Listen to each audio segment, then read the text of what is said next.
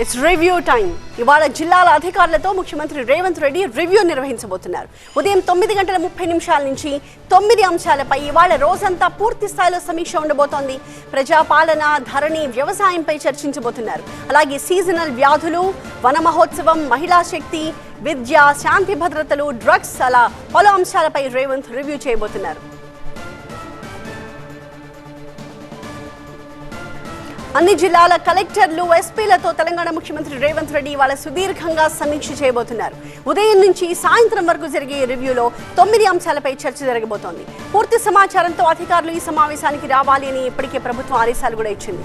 ఈ సమావేశంలో ప్రభుత్వ లక్ష్యాలపై అధికారులకు దిశానిర్దేశం చేయబోతున్నారు ముఖ్యమంత్రి రేవంత్.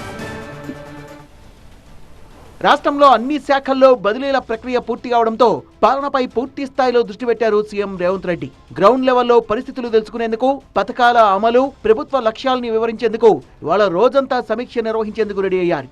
మంత్రులు, అన్ని జిల్లాల కలెక్టర్లు, ఎస్పీలతో పాటు అన్ని శాఖల ముఖ్య కార్యదర్శులు, ఇతర అధికారులు ఈ సమీక్షలో పాల్గొంటారు. సీఎం రివ్యూలో భారీ ఎజెండా ఫిక్స్ చేసింది సర్కార్. 9 అంశాలపై ప్రధానంగా చర్చించనున్నారు. ప్రజాపాలన, వ్యవసాయం, విద్య, వైద్యం, సీజనల్ వ్యాధుల నివారణ, వన మహోత్సవం, మహిళా శక్తి, శాంతి భద్రతలు, మాదక ద్రవ్యాల నిర్మూలనపై అధికారులతో సుదీర్ఘంగా చర్చించనున్నారు సీఎం రేవంత్ రెడ్డి. త్వరలోనే అసెంబ్లీ బడ్జెట్ సమావేశాలు జరగనుండడంతో కలెక్టర్లు, ఎస్పీల సమావేశంలో పలు కీలక నిర్ణయాలు తీసుకునేందుకు సిద్ధమవుతున్నారు. కాంగ్రెస్ ప్రభుత్వం ఏర్పాటయ్యాక మొదటిసారి పూర్తి స్థాయి బడ్జెట్ ప్రవేశపెట్టనుండడంతో అన్ని శాఖలకు నిధులు, ప్రభుత్వ లక్ష్యాలపై అధికారులకు దిశానిర్దేశం చేయనున్నారు సీఎం.